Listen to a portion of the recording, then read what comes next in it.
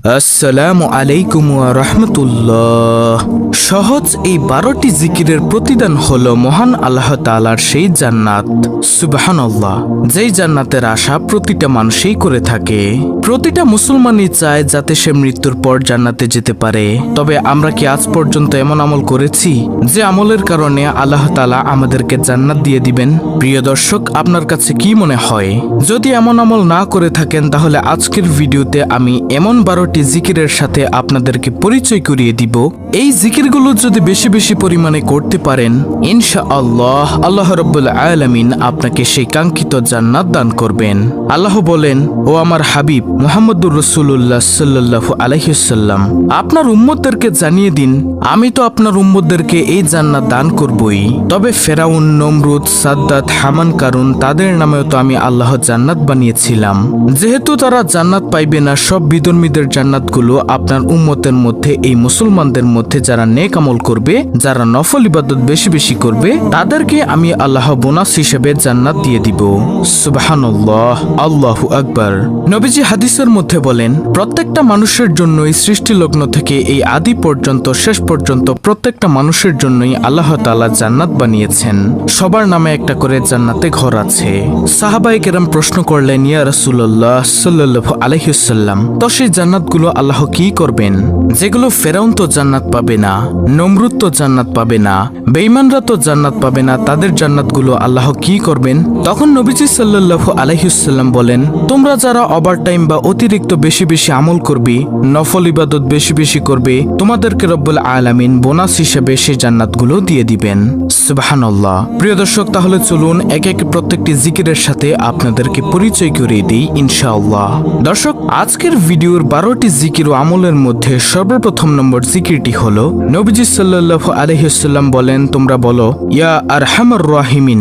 যখন মোনাজাত ধরবে তখন মোনাজাতের শেষ পর্যায়ে 3 বার বলবে, ইয়া আরহামার রাহিমিন, ইয়া আরহামার রাহিমিন, ইয়া আরহামার রাহিমিন। তোমাদের দোয়া মোনাজাত আল্লাহ তাআলা অবশ্যই অবশ্যই কবুল করবেন ইনশাআল্লাহ। তাই আমাদের মনের মধ্যে যাদের সব সময় এই কথা ভাসে যে হায়রে, আমার দোয়া তো আল্লাহ কবুল করবেন না বা কবুল করেন না, নবীজি সাল্লাল্লাহু আলাইহি ওয়াসাল্লাম কিন্তু সুন্দর একটি কথা বলে দিয়েছেন। নবীজি বলেন, তোমরা মোনাজাত ধরলে ইয়া আরহামার রাহিমিন বলে দোয়া করিও, তাহলে আল্লাহ তোমাদের সব মোনাজাত দোয়া কবুল করবেন ইনশাআল্লাহ। তো প্রিয় দর্শক, বুঝতেই পেরেছেন কতটা দামি একটি বাক্য হলো ইয়া আরহামার রাহিমিন, কারণ স্বয়ং নবীজি সাল্লাল্লাহু আলাইহি ওয়াসাল্লাম বলেছেন। তারপরে প্রিয় দর্শক, 12টি জিকির ও দোয়া আমলের মধ্যে দ্বিতীয় নম্বর জিকিরের আমলটি হলো লা ইলাহা ইল্লাল্লাহ। কোন ব্যক্তি যদি ক্লাসের সঙ্গে সাক্ষ্য দেয় যে লা ইলাহা ইল্লাল্লাহ এটা বলে, আল্লাহর সাথে সাথে তার জন্য আকাশের সব দরজাগুলো খুলে দেয়। সুবহানাল্লাহ, আল্লাহু আকবার। নবীজি সাল্লাল্লাহু আলাইহি ওয়াসাল্লাম বলেন, যখন কোনো ব্যক্তি লা ইলাহা ইল্লাল্লাহ এর আওয়াজ দেয়, আল্লাহ রাব্বুল আলামিন তাকে নিয়ে ফেরেশতাদের কাছে গর্ব করতে থাকে।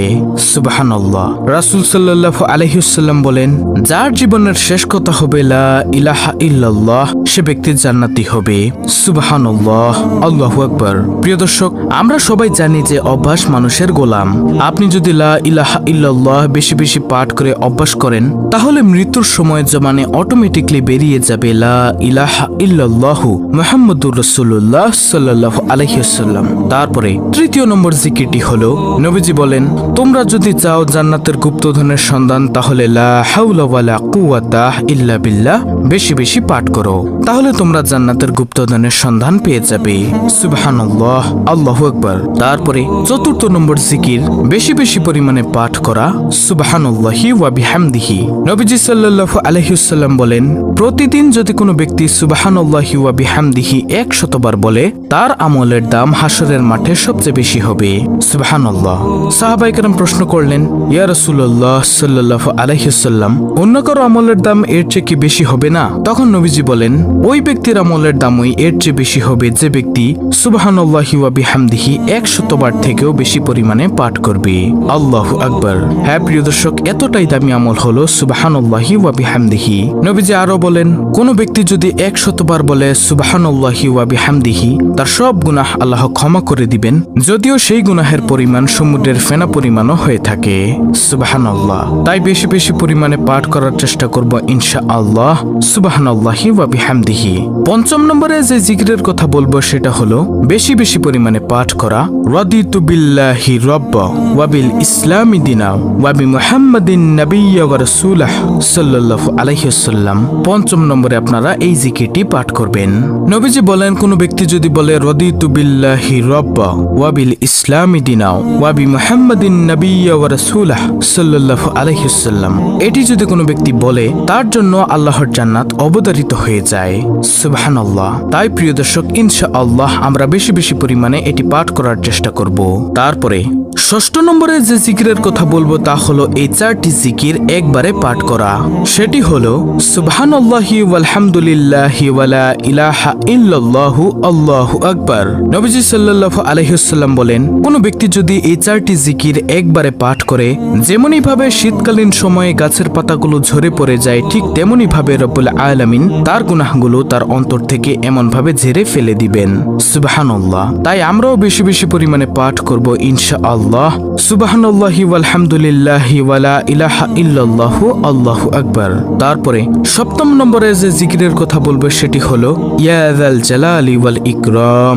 এটার মধ্যে এতটাই কল্যাণ নিহিত রয়েছে যে যদি কোনো ব্যক্তি ইয়া যাল জালালি ওয়াল ইকরাম দিয়ে যদি কোনো ব্যক্তি দোয়া করে, রব্বুল আলামিন তার দোয়া অবশ্যই কবুল করবেন ইনশাআল্লাহ। প্রিয় দর্শক, ইয়া যাল জালালি ওয়াল ইকরাম একটি হারিয়ে যাওয়া জিকির।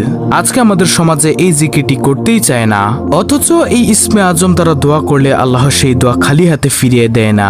সুবহানাল্লাহ। তারপরে 8ম নম্বরে যে জিকিরের কথা বলবো, জিকিরটি দামি একটি জিকির। সেই জিকিরটি হলো ইয়া হাইয়ু ইয়া কাইয়ুম। দুনিয়ার কোনো কল্যাণ যদি কোনো ব্যক্তি চায়, সে যদি ইয়া হাইয়ু ইয়া কাইয়ুমের জিকির করে, আল্লাহ তাকে দুনিয়ার কল্যাণ দিয়ে দিবেন। সুবহানাল্লাহ, আল্লাহু আকবার। প্রিয় দর্শক, যদি দুনিয়ার কল্যাণ চান তাহলে ইয়া হাইয়ু ইয়া কাইয়ুমের জিকির করুন, ইনশাআল্লাহ আল্লাহ আপনাকে দুনিয়ার কল্যাণ দান করবেন। তারপরে 9ম নম্বর জিকির হলো বেশি বেশি পরিমাণে পাঠ করা সুবহানাল্লাহ। নবীজি সাল্লাল্লাহু আলাইহি ওয়াসাল্লাম বলেন, কোন ব্যক্তি যদি সুবহানাল্লাহর আওয়াজ দেয়, আল্লাহ রাব্বুল আলামিন 7 আসমান ও 7 জমিনের মধ্যবর্তী যত ফাঁকা জায়গা রয়েছে সব জায়গা আল্লাহ নেকি দ্বারা পরিপূর্ণ করে দেন। সুবহানাল্লাহ। নবীজি আরো বলেন, কোন ব্যক্তি যদি সুবহানাল্লাহর আওয়াজ দেয়, আল্লাহ রাব্বুল আলামিন জান্নাতের মধ্যে তার জন্য একটি বৃক্ষ রোপণ করেন। ওই বৃক্ষের ছায়া এত লম্বা হয় যে একটি দ্রুতগামী ঘোড়া যদি 500 বছর পর্যন্ত দৌড়ায়, তারপরেও সেই বৃক্ষের ছায়া অতিক্রম করতে পারবে না। আল্লাহু আকবার। তারপরে 10ম নম্বর জিকির হলো আলহামদুলিল্লাহ বলা। নবীজি বলেন, আলহামদুলিল্লাহ শব্দটি মিজানের পাল্লাকে ভারী করে দিবে। সুবহানাল্লাহ, আল্লাহু আকবার। এবং এই আলহামদুলিল্লাহ শব্দ দিয়ে আল্লাহর নিয়ামতের প্রশংসা গুণগান গাওয়া হয়। আল্লাহ বলেন, যেই বান্দা আমার নিয়ামত পেয়ে নিয়ামতের শুকরিয়া আদায় করলো না, আমি তার নিয়ামতকে ছিনিয়ে নিয়ে যাই। আর যেই বান্দা আমার নিয়ামত পেয়ে শুকরিয়া আদায় করলো, আমি তার নিয়ামত আরো বৃদ্ধি করে দেই। সুবহানাল্লাহ। তাই বেশি বেশি আলহামদুলিল্লাহর জিকির অবশ্যই করবেন ইনশাআল্লাহ। 11 নম্বরে যে জিকিরের কথা বলবো সেই জিকিরটি হলো ইয়া রহিমু ইয়া রহমানু। যে ব্যক্তি আল্লাহ তাআলাকে দয়ালু হিসেবে ঘোষণা দেয়, আল্লাহ বলেন, ও ফেরেশতারা সাক্ষী থাকো, আমি আমার বান্দা অথবা বান্দিকে দয়ালুর চাদর দ্বারা আবৃত করিয়া তাদের জীবনের সব গুনাহগুলো ক্ষমা করে দিলাম। সুবহানাল্লাহ।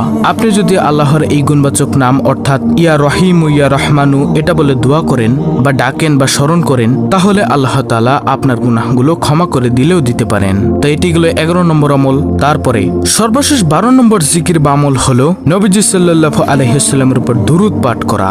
এটি কোনো জিকির নয়, এই দুরূদ হলো নবীজি সাল্লাল্লাহু আলাইহি ওয়াসাল্লামের উপর ভক্তি ও ভালোবাসা।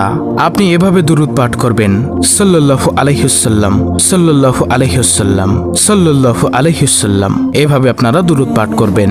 তো প্রিয় দর্শক, এই হলো মোট 12টি জিকির ও আমল। অত্যন্ত গুরুত্বপূর্ণ একটি ভিডিওটি ভালো লাগলে অবশ্যই চ্যানেলটিকে সাবস্ক্রাইব করে পাশে থাকা বেল বাটন অল বাজিয়ে দিবেন। ভিডিওটিতে একটি লাইক দিবেন এবং কমেন্টে আমিন লিখবেন এবং অন্য মুসলিম ভাই বোনদের কাছে ভিডিওটি শেয়ার করে দিবেন যেন তারাও দেখে শিখে এই আমলটি করতে পারে। আল্লাহ রাব্বুল আলামিন আমাদের সকলকে উক্ত 12টি জিকিরের আমল করার তৌফিক দান করুন। আমিন।